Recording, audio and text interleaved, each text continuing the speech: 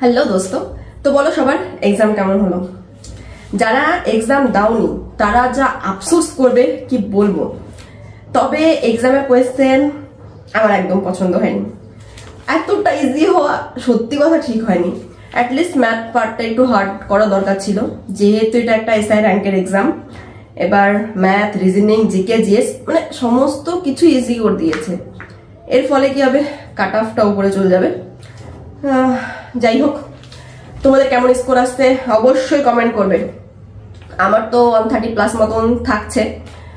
এবার এখানে কেউ কিছু জ্ঞান দিতে চলে আসবে, তো যদি কোনো মেয়ে হও, যদি আমার থেকে 10 এক্সট্রা থাকে, অ্যান্ড যদি কোনো ছেলে হও, যদি 15 এক্সট্রা থাকে, তবে উল্টো পাল্টা কমেন্ট করবে, তাছাড়া কিন্তু না। ঠিক আছে, যার যেমন স্কোর আসুক, নেক্সট স্টেপের জন্য ভালো মতন প্রিপারেশন শুরু করে দাও। আগের বার যে ভুলগুলো করেছিলাম ট্রাই করবো সেই ভুলগুলো যেন না হয়, এবং একটা সিট অন্ততপক্ষে আমার হয়।